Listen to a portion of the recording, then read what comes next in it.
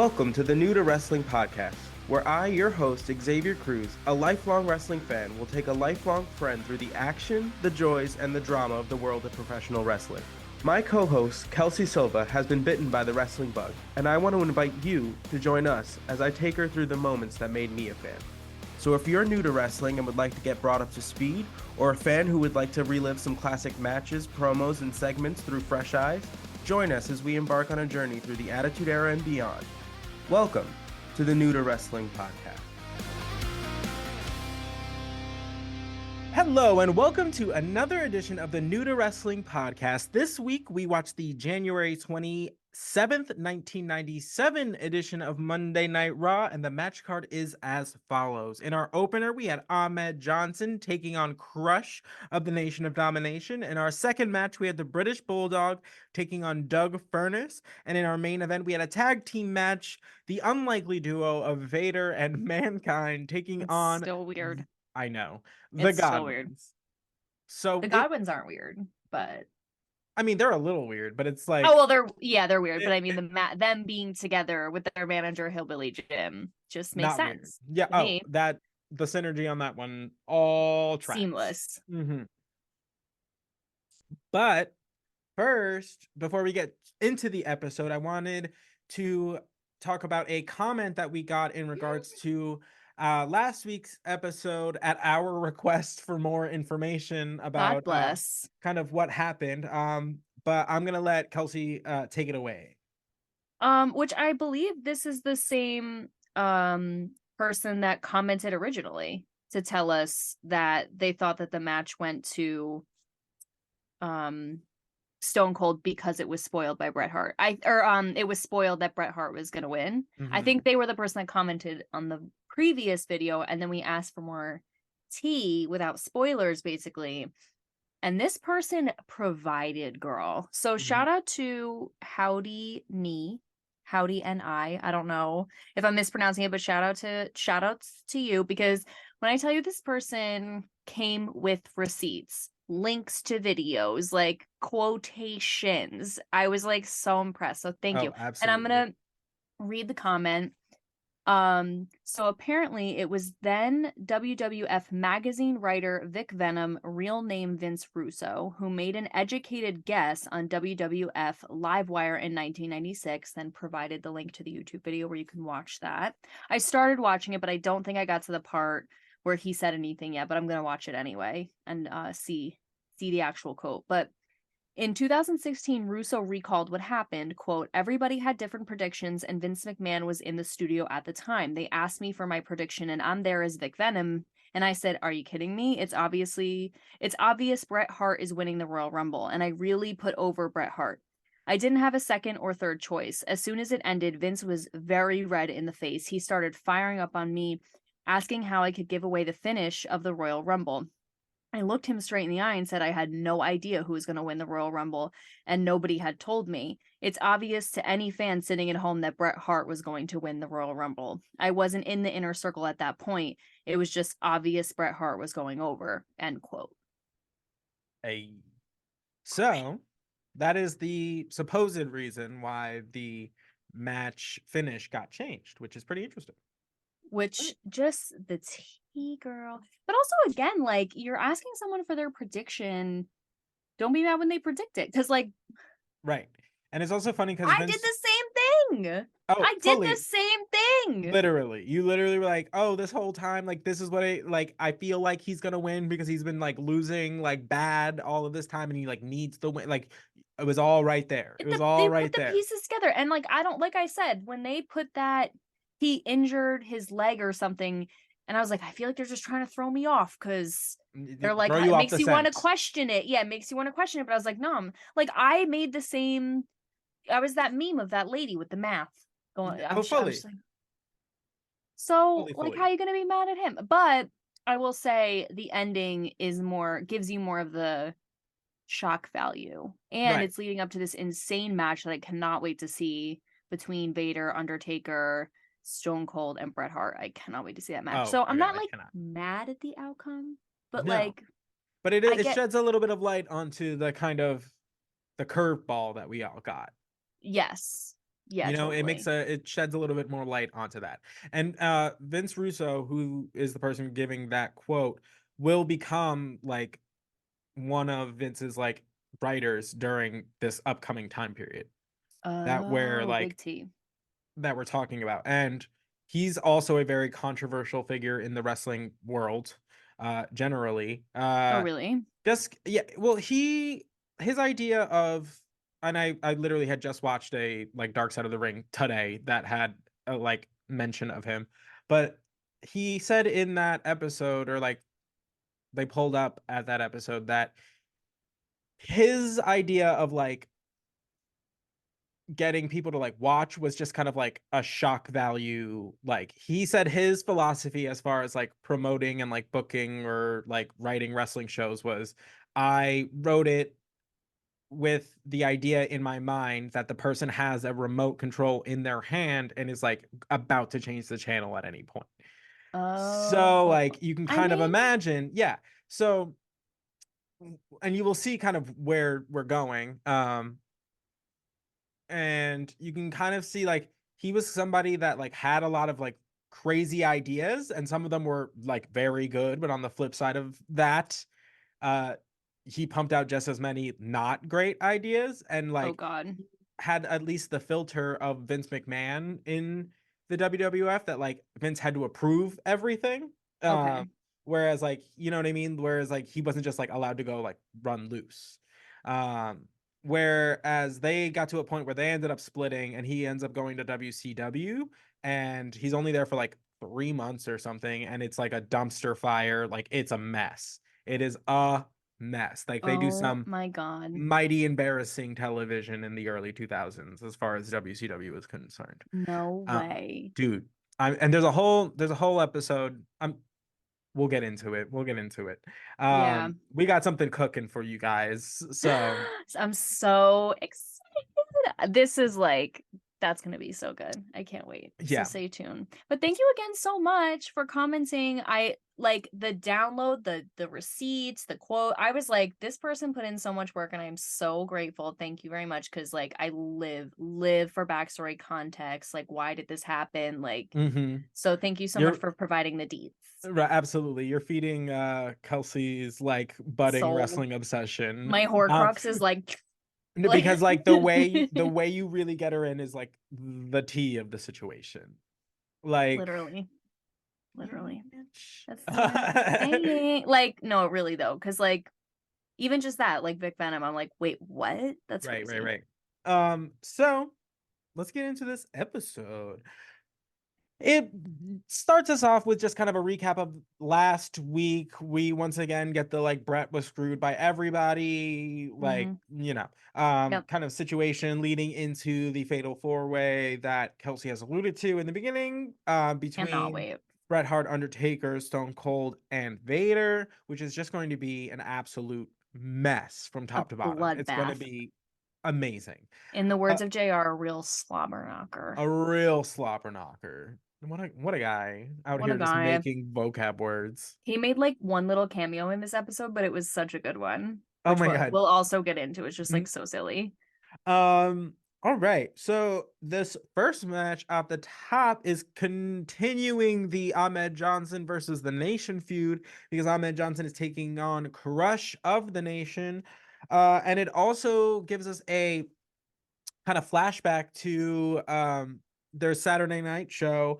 Why can I never remember the name of this show? Shotgun Saturday. Shotgun Saturday night. Bam. Okay. Where he was on a team with Savio Vega, and it looks like Ahmed Johnson has like the upper hand in the match, and then Savio Vega like goes and like calls Ahmed Johnson over because he wants the tag, and then proceeds to hang Ahmed Johnson over the top rope, turning on him, thus seemingly joining the Nation, seemingly just not. It wasn't really super expressed until later on in the Later, episode, which we will get to. which we will discuss. I Oh, have some things to say. oh, yes, you do. I How the absolutely mighty do. have fallen. Uh, I just can't. so Crush did not get the royal treatment as far as the Nation introduction is concerned. This was great. It was like, Much to the delight of crickets. all of us. Swear to God, though, I The- can't do it anymore. Thank you. Yeah, well, since they didn't quite get the attention that they normally get during the introduction, and they found other ways throughout the match. So Ahmed Johnson enters the ring and then starts kind of like stalking the two hooligans from the Nation, just kind of like around the ring, and Crush like runs up behind him and just like gets the match started just chaotically. Just for, yeah. Because I mean, you gotta imagine from Ahmed, he is at this point, there are so many of them. It's like, who do you choose to put your I hands on swear to first? God, like which everywhere one? you turn, like you could literally throw a fist in any direction, you're gonna hit one of them. No, literally, they're It's so always crazy. there's Nation members abound. They're Abound, surplus, overstocked. um Send them to consignment. Too many. too many. And Too like many. and honestly, like a lot of them are just copy paste, really. Yeah. I only need one punk if they're gonna be dressed exactly the same, and I only need one. Literally, no, they're like two little gargoyles heralding the entrance, Mm. just Oh, creeping along. generous. You know what? You know the little tiny dragon in Mulan, like Mushu. Mushu. Don't even disrespect Mushu like that, first of No, it's all. not even that. It's just like the size of like everybody else that's in the Nation, and then you have like these two little Little nugget. chihuahuas. Yeah, Yeah. absolutely.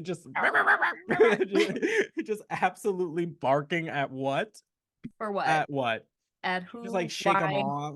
Yeah, Like, like ugh, like how does like something so little contain so much evil? all you need is a spray bottle. Ahmed Johnson should have thought about that. Maybe instead of the Two two by by four, you're doing too much. doing too much, just the spray bottle. Like that's how you train these fools. So That was such a visual. not us equating the Nation to literal chihuahuas. Somebody has to. I mean, if the shoe fits, if the tiny collar fits.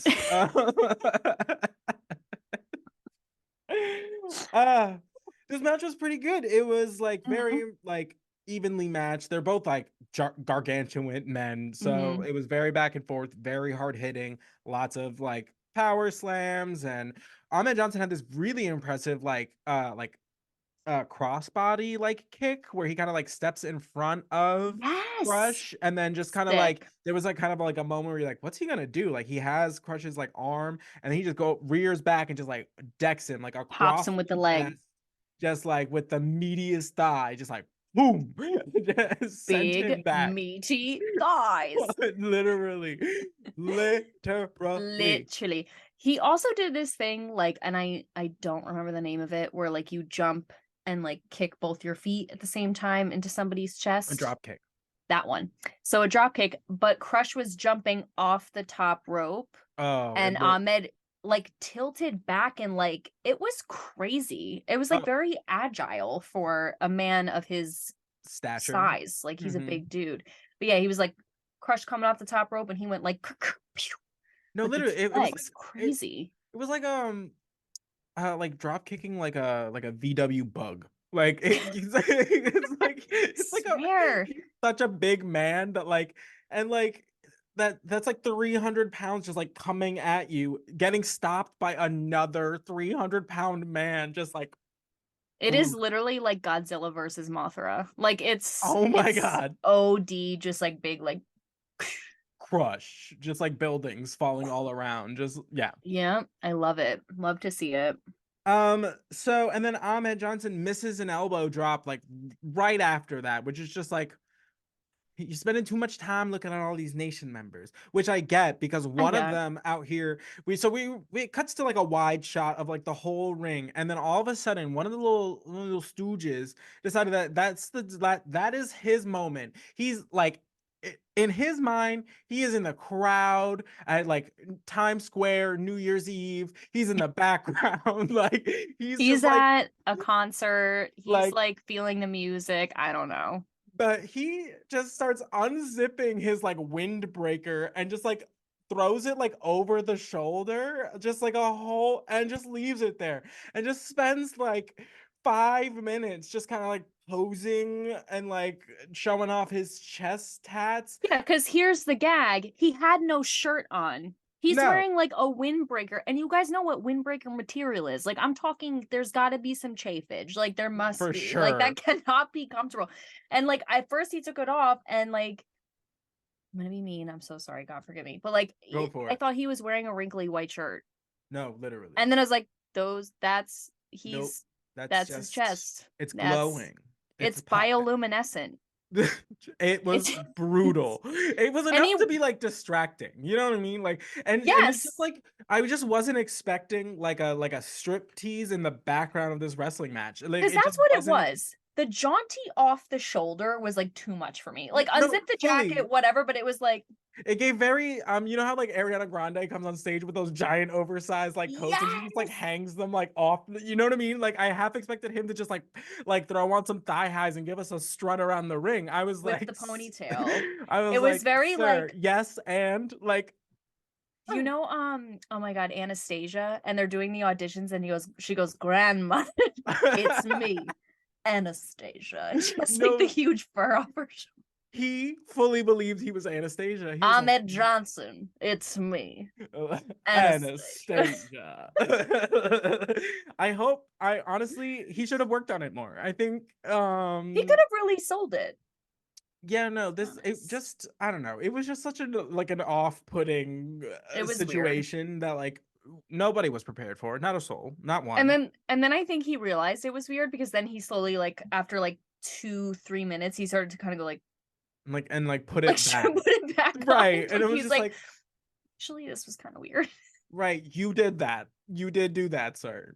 He was like, I thought this was working for me and I might have made a mistake. Which listen, we all do it. We all do it. Just don't do it again. Or wear a shirt. I thought something. I was just like, okay. All right. That was a choice. So back to the match. We're at a point where Crush starts distracting the referee, essentially, and Farouk, who has just been lurking in the Raw sign, like just an absolute predator, just like is with like hanging out. one leg out. No, literally just like looming in the shadows. I was like, okay. So he finally like makes his way down to the ring when Crush is distracting the referee, attacks Ahmed Johnson, gives him like the Cisco treatment, and like throws him back in the ring, and like just chaos. That took me like a whole 3 seconds to land. The Cisco. Oh, for those of you who don't know what I'm talking about, Cisco, acclaimed singer of the thong song. I'm literally wheezing like I can't breathe. Because Farouk turned this man's wrestling attire into the G-string of the century That when he thong, the tossed thong, him thong. when he tossed him back in the ring. There was moons were out. Full moon. I am on Tatooine multiple moons. No, that's how much ass Multiple. this man has. Whoa. And it like, and the thing is, I think we talked about this in one of like the earliest episodes, is that Ahmed Johnson like never picks his wedgie. No. It was so bad. He literally like had to be like, hold on. And then, like give me a second. Oh my god, this Cisco treatment. Because I was like I thought you were gonna say like he does the Cisco like that was a move I didn't know, and I was like, wait, what? And then you're like the Cisco treatment and throw, and I was like, oh my god, like that was so good. Holy. Thank you. Wow. So Farouk attacks Ahmed Johnson from behind, and Crush then performs the heart punch. It's just a punch to the chest. I wanted it to be like the Kill Bill thing where she does the thing like in his chest, and it's like if you take like 7 steps you just drop dead or something. Oh my god. Like that's just what it should be instead of just a pop. Anyway. Yeah, I don't know. He punches him in the heart, and then he gets the victory after that. So this is not over. This is nowhere close to being over. There is so much that needs to unfurl with this nonsense because Ahmed Johnson is not getting any of his licks in. No, and it's annoying. Like, At this point, it's like, how many times are we gonna kick this dog? Like, it's just messed up. Call Right. Vita.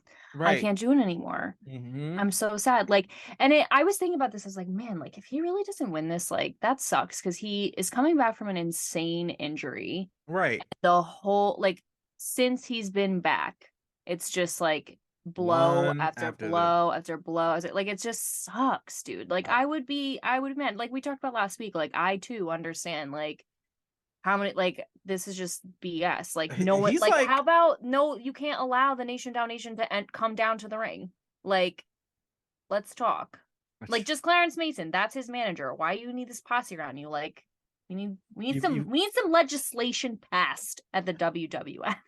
and apparently like they're all like just gung-ho to like die for this man. So like Which is crazy. which is nuts because like what has he done for you? Like Except yell. I'm still waiting to hear like what he's bringing to the Like, table. do you guys get benefits? Is there health insurance, dental, vision? Like, what are we working with? How's the maternity leave? Exposure? Like, Does he have like good connects? Like what is this? yeah, like is there like salary increase? Like, I'm just curious. Like, I'd love to see the benefits package. I think the benefits package is just like not getting your ass beat by Farouk. That's and kind of a good benefit, but yeah, I mean like all inclusive, not getting your ass beat package. And wraps it all up into one little bow. And I think there's nothing else really after that.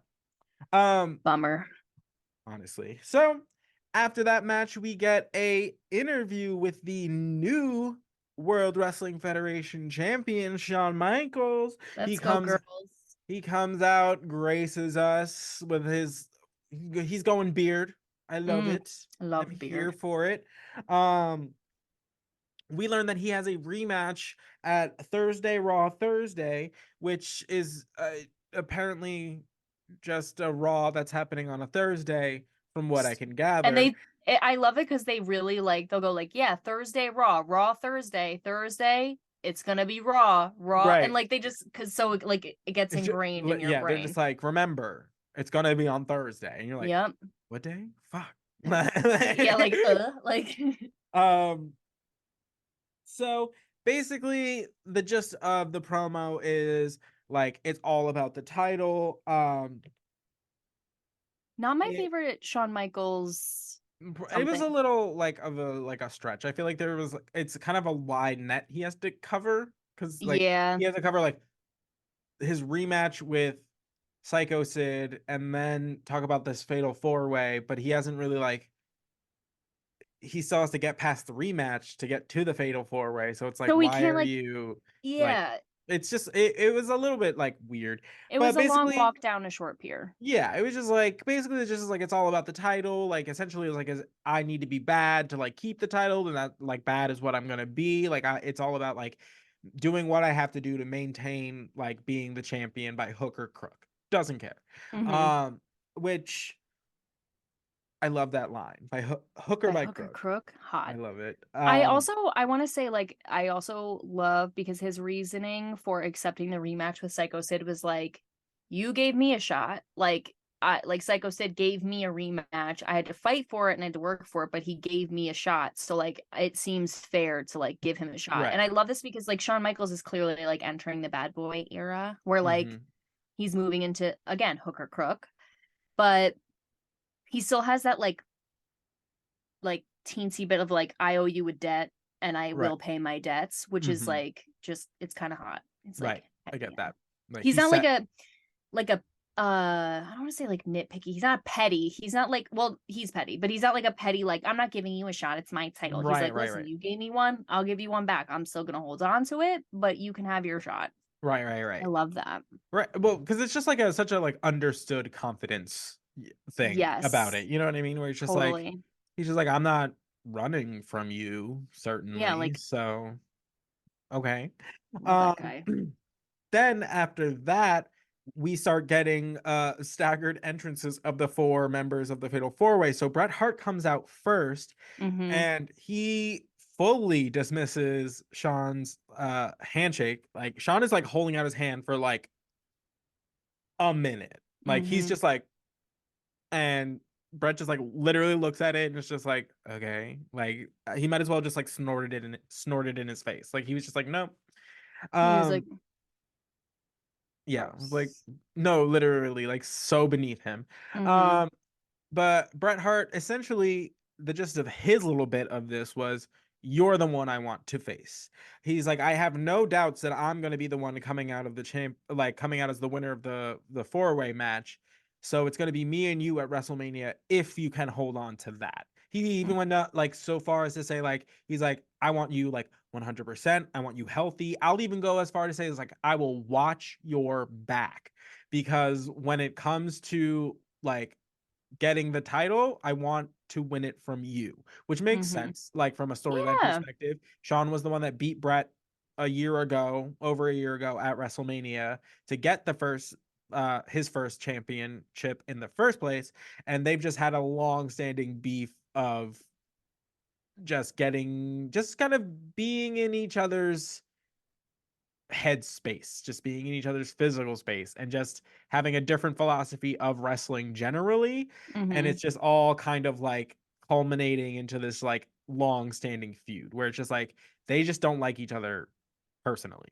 Um, then Vince is just like, let's bring out the Undertaker, and we're I like, swear. ooh. And Kelsey was brought out a good point. Is just like she was like, I wonder what he's gonna say, because it's not like he does these things like very often. And Yeah. really, up until this point, we haven't really heard him speak much, Much. other Yeah. than like in pre-recorded like promos. Promo things. Yeah. Like with Mankind, he did a little more talking. But yeah, I was like, I don't know if I've ever, and if he has, I don't really remember. But I was like, I don't know if he's ever done one of these where he's like, yeah, let's get Undertaker on the mic, see what he has to say. Right.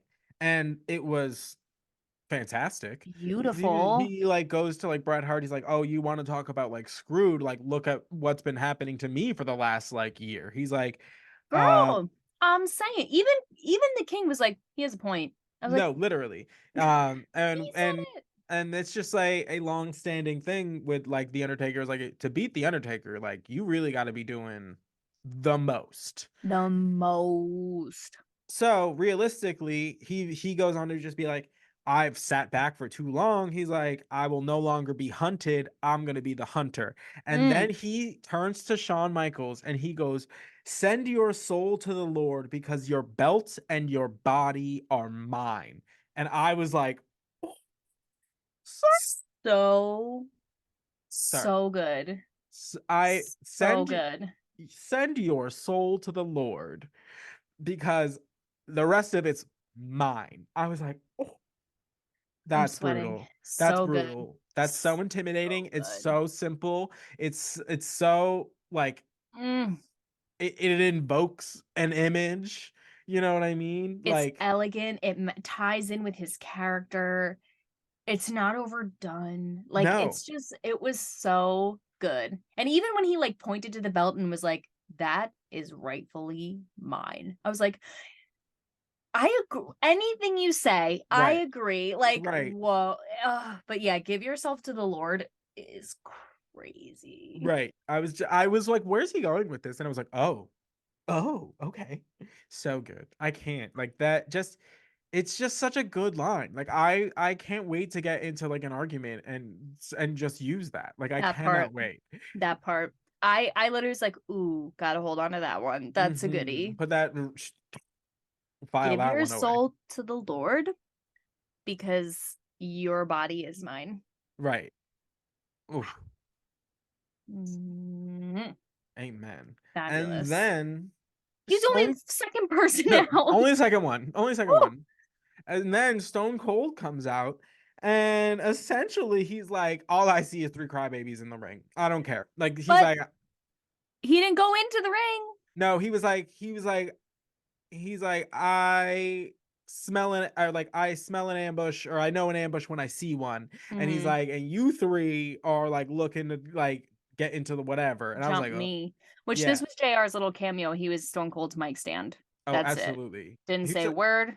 He was just like, like literally just happy to be here, happy to collect that mm-hmm. paycheck. Good for you. Good for Um, you. mind you, the entire time that Stone Cold is speaking, in the background, you just see the silhouettes of Vader and Paul Bear, which is like a nice touch because like having them all kind of like speak is like a bit Mm, much to just kind mhm. of like, or at least the format. So having like Stone Cold like stop at the ramp and then having Vader just kind of be like, Vader doesn't need to say a lot. Vader just Exactly. needs I was gonna say that. presence. Like Yeah. and like he essentially said everything he needed to say as far as like his stake in the game by just being like, I'm right here. I'm always right here. I'm Mm-hmm. looming and I'm a threat. Like that's it. Mm-hmm. He didn't Period. even have to say anything. Just the silhouette of him said all of that. Yep. So like I feel like you lose a little bit of that with Vader when he like talks too much. 100%. And I liked this because you would naturally just be like, well, Undertaker's gonna be the one looming in the background, like Right. the overarching threat. Everyone is scared of him because even when he was coming out, like Shawn Michaels and Bret Hart looked scared. Like when the Undertaker's coming out, they were like, Mhm. okay, like all right. But it would like in your brain, you'd be like, okay, like Undertaker's the one looming in the shadows, whatever. So I liked that they did Vader because like Vader is also crazy. Like he's huge. He gets his licks in. He's beaten the Undertaker. Like Right. he is a serious threat, and he is like a threat, like hanging over all of them. Like he's beaten all of them, I'm pretty sure, except Yeah. maybe Stone Cold. Yeah. But he's like he is a serious threat. So to have him standing there, he has a new manager, which like Paul Bear hate him so much, but also he has Mankind, who's insane, Vader, who's Mhm. this big, crazy, power bombing dude. Like they are like a formidable image to just be like, here I am. I don't have to say anything because you're scared, No, regardless. exactly. And Yeah. like then they kind of like Stone Cold starts, mouthing off and like goes to, like he's gonna go into the ring and then he doesn't and he starts walking back and then he sees Vader and then they start like mouthing off at each other and he Mm-hmm. like storms off of the back. I'm so excited for this match. I'm so excited I because really it's just cannot like wait. the participants are so high caliber I can't, that yeah. like it's just like there's no way this isn't going to be great. It And has to be I mean, like, insane. we could just be hyping this up for ourselves, but like, honestly, I don't remember this match, so it's not like I'm not leading you astray. I just don't know. I'm But just like excited for it.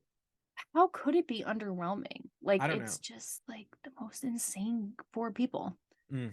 I don't know. I guess we'll find out, but I'm ready for it. ready, girl. It's gonna tear it down. There's no way that's not gonna be amazing.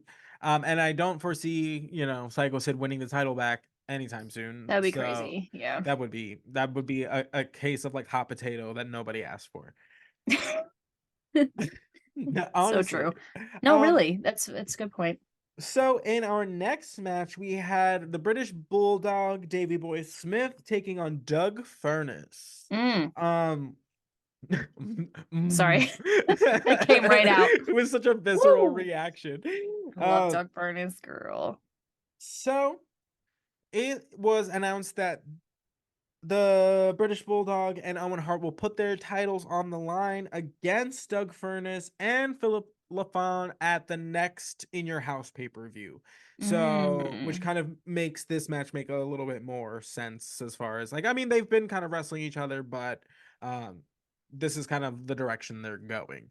I right. imagine we're probably going to see a like a Philip LaFon Owen Hart match. Ooh, I hope so. So, Because Philip Lafon came out in like the cutest little training shorts oh or my God. pants. Oh yeah, yeah, yeah. So cute. Very rocky, very cute. He really looked like he was in a like wrestling something in like the Bronx. Oh yeah, Like yeah, yeah. he really gave very much like, you know, like in a warehouse in the Bronx or Oh yeah, something, or yeah. like Just a beating up yeah, like pigs. I don't meats. know. Yeah, like meats in the locker. Heck Right, right, yeah. right. So cute. So this match was also just great because they're both Amazing. athletically ridiculous. Doug Furnace can suplex just the skin off of a man and like and the Where Davey Boy. though? No, literally though, because it is so fast and the snap is so violent that you're just like you feel like their bones land and then everything else like falls on top of them It's like a literally like cartoon. a cartoon, like Yeah, like where 100%, they where it like just like they fall, separates. like yeah, 100%. So And also the both of them, you want to talk about big meaty thighs. big meaty thighs. Oh my god! For Like both if of them. It was the it, battle of the big meaty you thighs. could just like place like watermelons on like a conveyor belt, and they could just like crush them with their thighs. Like it was obscene. It was Wow, I obscene. love that visual of them You're just like welcome. Yeah, they are the reason factories exist. Industrial Revolution. Who's that? Never heard of her. Don't unnecessary. What they do, like change the color of moths or something? From pollution. Yeah. Yes. That's what Um, I learned in public school. no, literally, like what a like memory unlocked. Um, anyway. So this match is going pretty well. Owen Hart's minimally involved as far as like the earlier part of the match goes. There's one point where Davey Boy Smith has Doug Furnas outside of the ring and he drops the ring steps on him, all crazy, all kinds of wild. Right in front of the ref. Which apparently we're just fine with now. Like apparently the steps are just fair game at this Whatever. point. It's part of the ring, part of the ship, part of the crew. Literally, the ref is like, don't do it, don't do it. Like literally body blocking the British Bulldog from doing it. And then he was just like, I mean, I guess, whatever. Like Yeah, he literally like stepped aside. Like it yeah, was so weird. I was like, I don't think you took Indeed. your oath seriously, Rat. Yeah, No, I I'm don't just know kidding. what's going on. But so apparently the steps are fair game now. That's I guess what we're deciding. And Not mad, just confused. oh, and then during this match, it cuts to a clip of Ahmed Johnson, who is apparently just so irate that he has taken a 2x4 from I don't know where he's storing all this lumber, and it just just Home like Depot? like he's What's just going like on? this man's always got a 2x4 on deck. Like I'm On just Zach ready. don't know where he's getting it all. So he's just like out there searching for the nation, just like swinging a 2x4 around. He goes and like breaks into like the nation's like dressing room, and Vince McMahon's just like, and they're not in there. And you're just like, oh, that was so deflating. I know. Literally, he breaks down the door. Literally breaks the lock. Shrapnel of door everywhere. Bus in. Nobody's there. No, We're like, nobody. okay. Okay. So then we go back to the match, and it's just like a random like close up of like not like you can just hear Owen really well, and he's just like my loser or my lousy brother Bret. Like he's a loser, and I'm He's just a like loser. and it just I eat it up. It's just so stupid that like I live for it. All of his I know. stupid little character, I'm here for. I do love So Owen Hart so much. honestly, so there's this one point where Owen gets onto the apron, which prompts Philip LaFawn to also jump on the apron, and the referee is too concerned with Philip LaFawn being on the apron to notice whatever Owen is doing, and that is setting up Doug Furnas to be kind of like thrown from the ropes into the Slammy Award. Luckily for, Doug Furnas temporarily, the British Bulldog collides with the butt end of the Slammy Award. Hard, which really hard. We found on the replay, like when they did it in like slow mo, you really see that thing smack his head. It was bad. So they're kind of like tussling around for a little bit, and then the British Bulldog gets like a kind of like a simple reversal and gets the pinfall victory, which is crazy. Really crazy. Like I was not expecting him to win, especially after getting like decked hit in the with the face. Slammy. Because like the amount of people we have seen hit with that freaking Slammy. I want them to have like another Slammy tournament just so it can change hands. I just like don't want to see it anymore. But like, oh my god, yeah. Like, so, but we've seen so many people get knocked out with the Slammy, and then the British Bulldog was just like, whoa, like what a weird thing that just had. Like he didn't even fall. Like, and Doug Furnas really thinks he gets the jump on him, and then he does not. It was shocking. Yeah, honestly. But then after the match, we start finally seeing the threads being pulled on this relationship between Owen and the Bulldog, because the Bulldog is pissed. Like he may have gotten the victory, but he is not happy to have just gotten decked in the head. I wouldn't be either. Like, he got rocked. So they're like feuding in the ring. Jerry's making like comments about how this would never have happened under Jim Cornette. Cornette, If they which were still under Jim Cornette, this would never be a thing. who's still missing? We don't Who- even know where he Yeah, is. the Undertaker just took him out of commission forever. Yeah, he might be dead. We're not sure.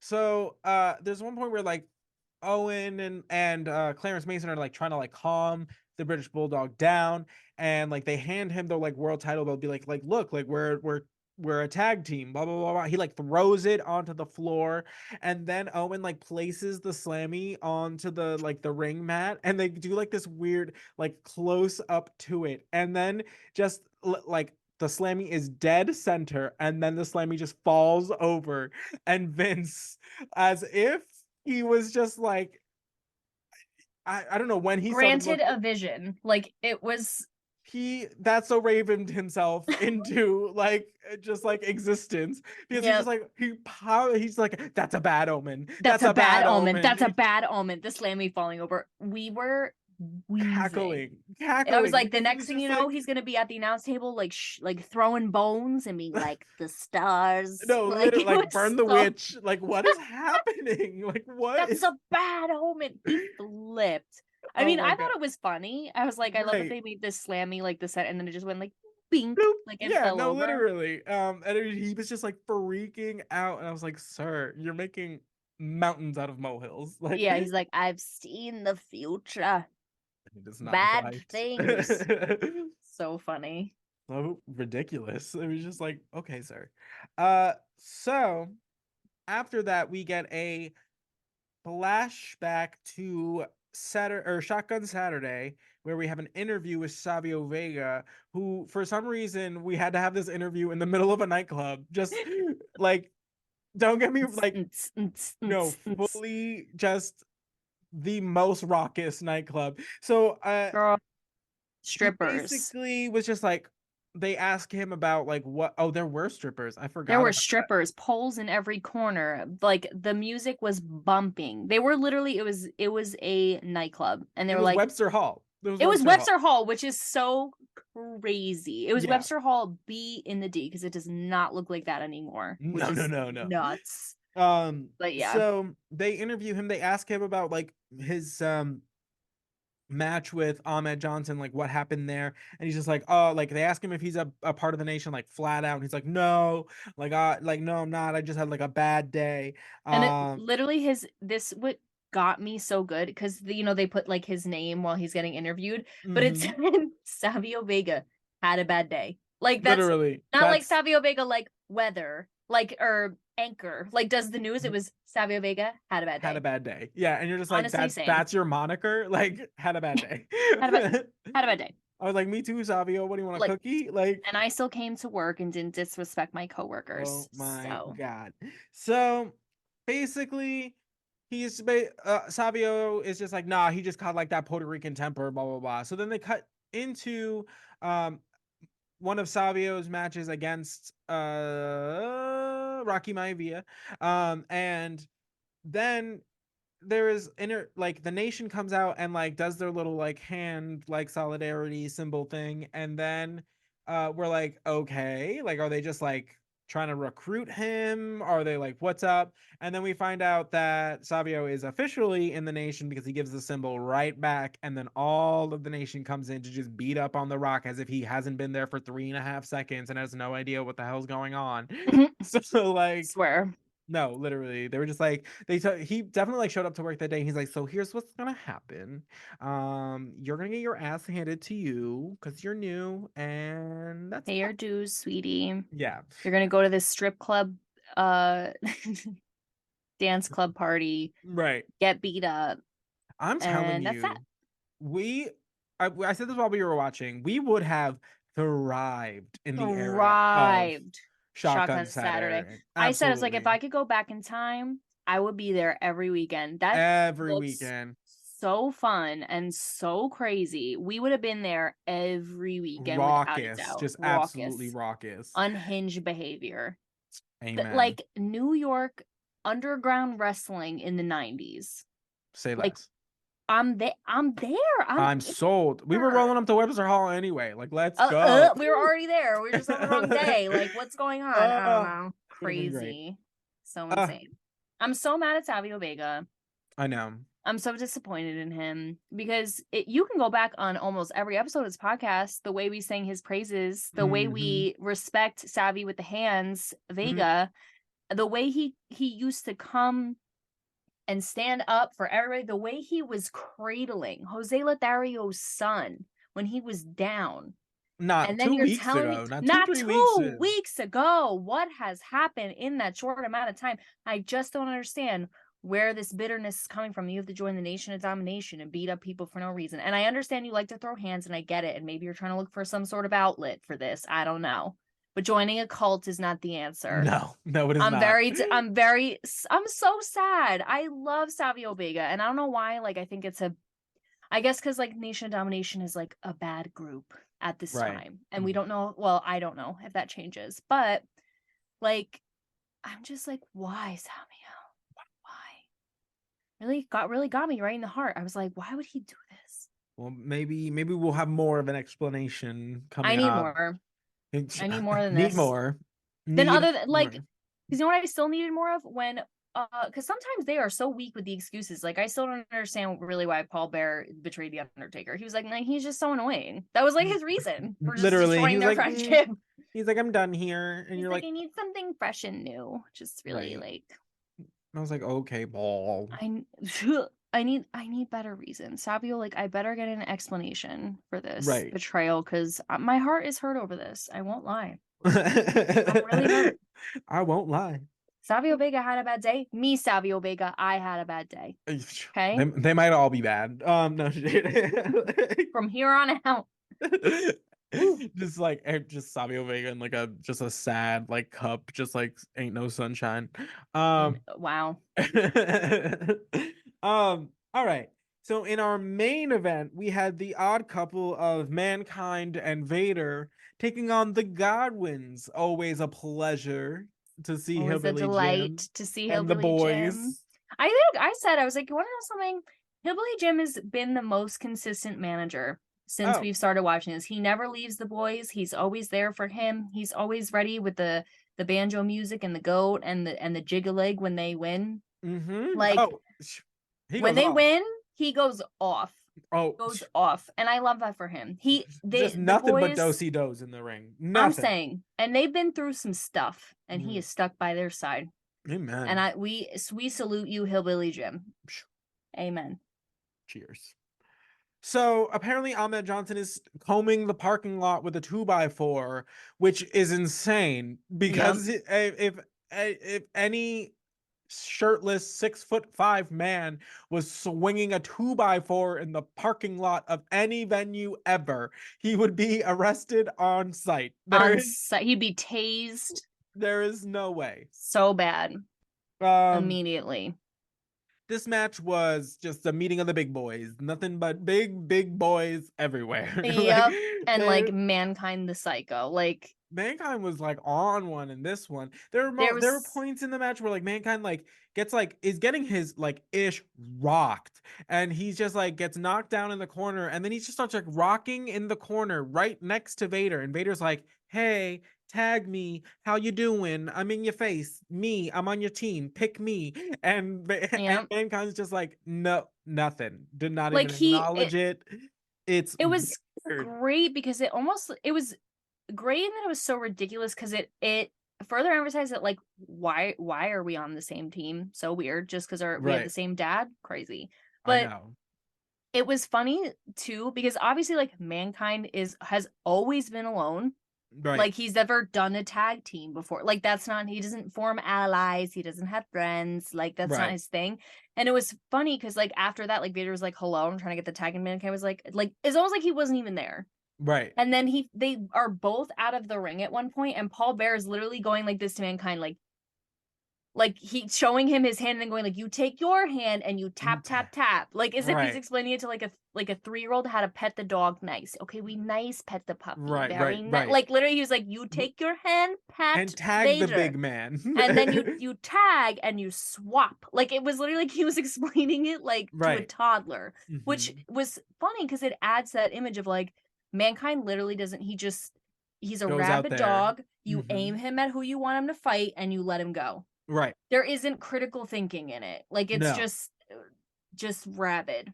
Which is So this was like kind amazing. of funny. Like, it was kind of like crazy. And it set the stage for kind of just uh the interactions that followed in the match, because there's this one point where Mankind is like on the outside of the ring and he kind of just is like side-eyeing Vader, just like there's just like this air of just like, I don't trust you, I don't like you, I don't really know why you're here. Like there's just like this, like, I don't know, there's like air that just something in the side eye that was just like, I don't like any part of this. I don't want to share my dad. No, he was, Literally, that Brady Bunch was not happening. Like, yeah, no. Oh, also, I wanted to mention this, even though it's a little off topic, that there was a comment between Vince, an exchange between Vince and the King during this, talking about Shotgun Saturday Night. And I guess they were like talking about who was going to be there like next Saturday. And Vince, or no, the King goes, "Is the double jointed girl going to be there again?" oh my And god. Vince goes, "No, but I heard Marlena's coming back." Oh As my in, god. Marlena flash her tits at Shotgun Saturday Night is coming back. Oh my And I was god. like, y'all are sick. Y'all are sick. Well played though. I'll be there, but y'all are sick. No, fully. I'm coming. Like, Y'all are sick. I would be there in a heartbeat. I am as gay So as the quick. day is long, but you told me that Marlena's gonna take her tits out. I'm there. I want to be front row. I want to Who see. doesn't? I mean, I want to see. I want to be I wanna there see just for it. just to live in the moment. Could you imagine what a bonding moment that was for everybody in the crowd? They left that, and that's what they talked about for a week. They went For a into week, forever. they They're went deathbed talking about they it. went into the office on Monday and they're like, "You're not gonna believe what I did on Saturday." And that was Like, the 90s, where it was always word of mouth. No everything was one word of saw that mouth. online. Like, No, nobody was we were straight Paul chit-chatting. revering that. What if I land two of my tits? Let's go. Oh On my Saturday night. Hey, yo, that should have been the tag. Swear to God, literally, that's what I'm saying, guys. Again, new slogan just dropped. What if I land two of my tits? New to wrestling podcast. Let's go. Oh my god, I would get that. You know those like shorts that like all the like bros wear, where it's just like printed across like their crotch, just like "Stop looking at my dick." Like, I would just get that, but like as like a fun T-shirt. That is best idea. New merch dropping. Let's go. No. No, honestly, I wish. So there's this one point where Mankind is doing the mandible claw on Phineas, and then Henry comes out of the woodwork and like knocks them both over the ring. And then there's this one point where Phineas is in the ring and both Mankind and Vader kind of grab the top rope and like slingshot him out of the ring.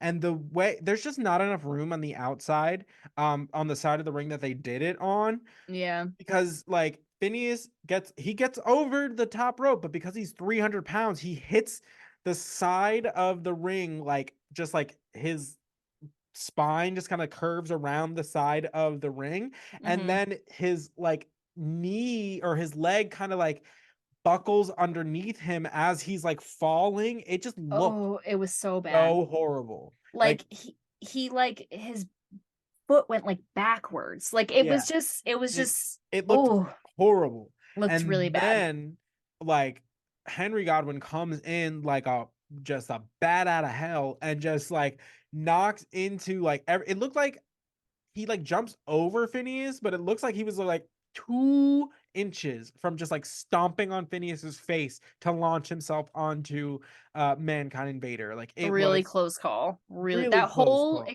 and that whole tussle within those like 20 seconds was just like I don't know. Like, it was just, you were like, someone's gonna die. I don't know. It was absolutely wild. Looked so painful. But during this match, we get a commercial break, and it is the funniest commercial break that has ever happened in my entire life. So apparently, it's like a Snickers commercial, which is hilarious. But how? I don't know. But it goes to essentially, it like is a Snickers commercial that is kind of like a joke of like a cologne commercial, I guess. So it cuts to like this like random French like cologne looking thing, and then it cuts to the world's closest close up of the world's ugliest basketball player, and he just goes, Okay, you want to smell like me? And you're Oh. just like, no, sir, I don't know who you are. But just to keep in mind, like to set the scene, we were watching this. Like I said, it was like the most stressful 20 seconds ever. And then suddenly it's like, we'll be right back. And then it's literally like cologne and like da da da. And suddenly it's like, you want to smell like me? And it was just like, We're like, no. No. I'm sorry to this man. I'm sorry to this I'm man. I don't sorry. know Yeah, you. I don't know anything about you. No, but But that was terrifying. it was so scary. It was But, so like it was a jarring. horror movie. Like, you want to smell like me?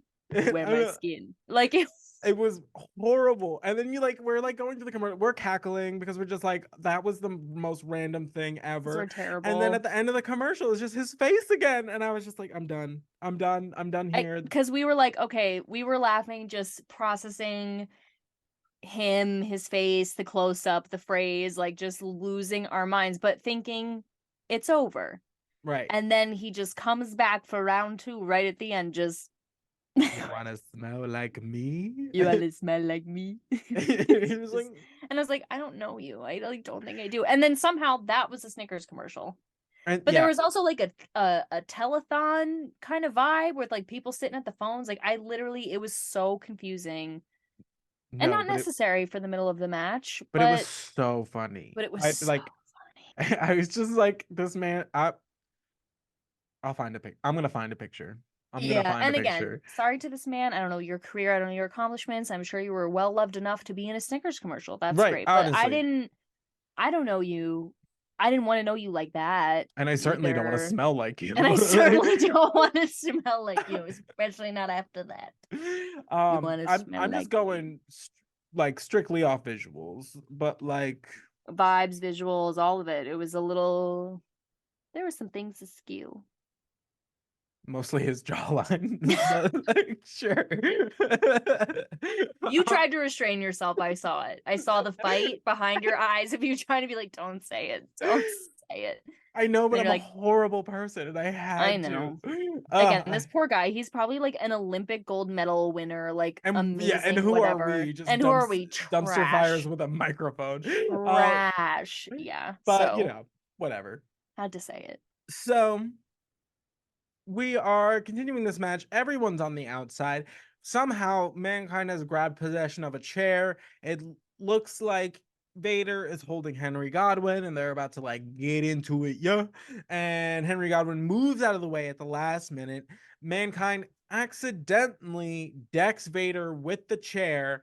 Then they get immediately, or like not immediately, but shortly after that, they get counted out by the referee because they've all been outside for like 100 years, unbeknownst to everybody.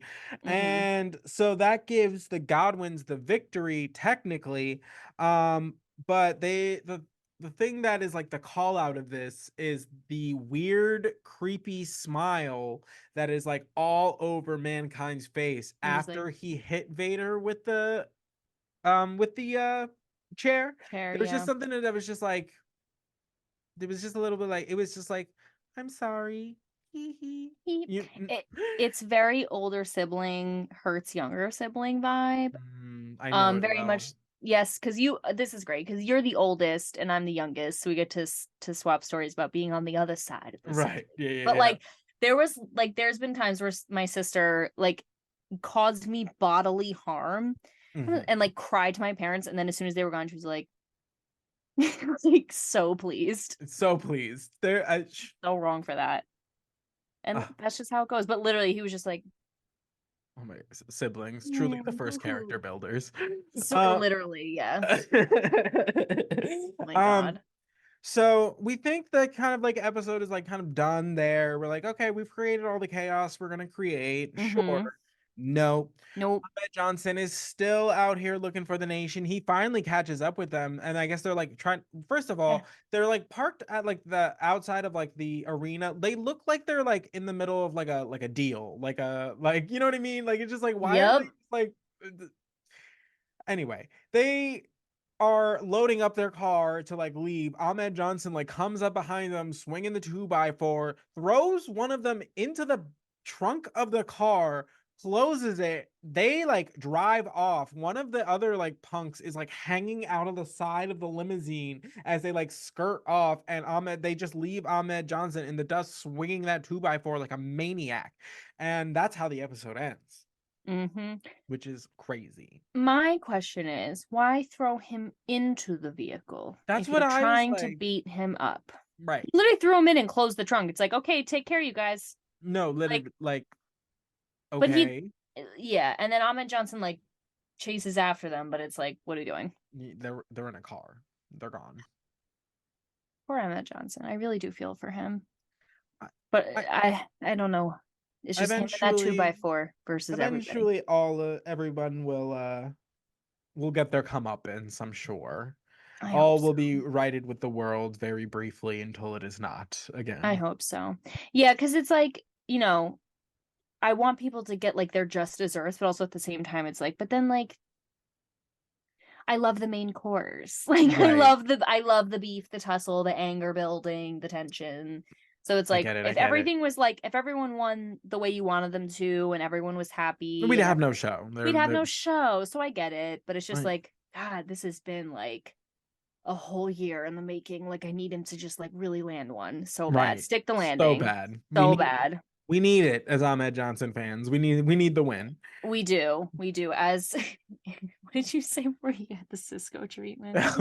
The Cisco treatment, absolutely. God, he's got to come back from that. Let's hope that there is coming back.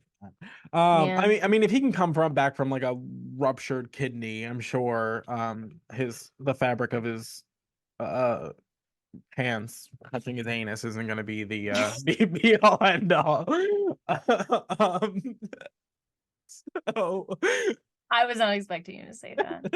I wasn't expecting to say it. So yeah. All right, guys.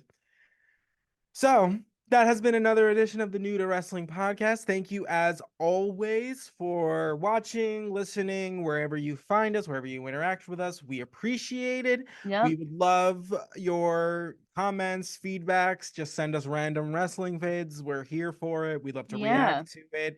Ask Kelsey. A lot of our interaction these days are just me sending her random wrestling things and me screaming. Xavier sent me, and I think you posted it on our Instagram story, a picture of Bret Hart and the Undertaker in the ring.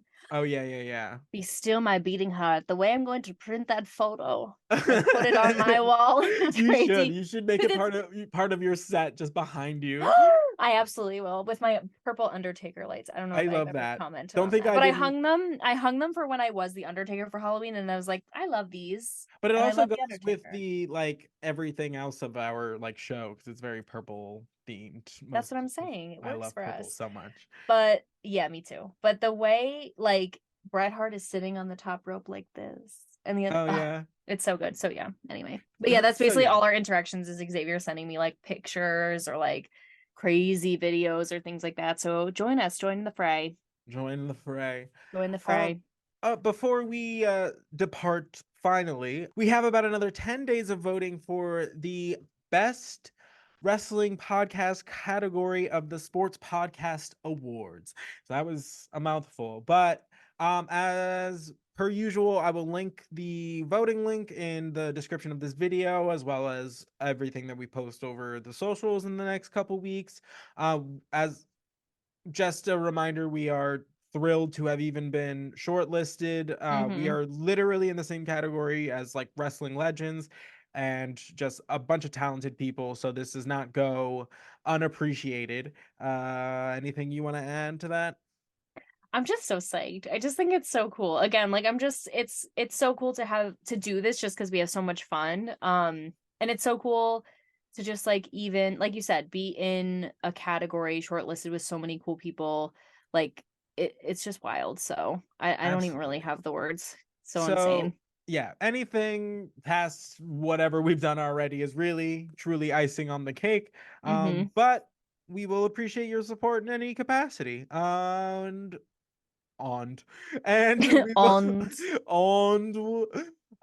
we will catch you guys next week. We'll see you there. Bye. Bye.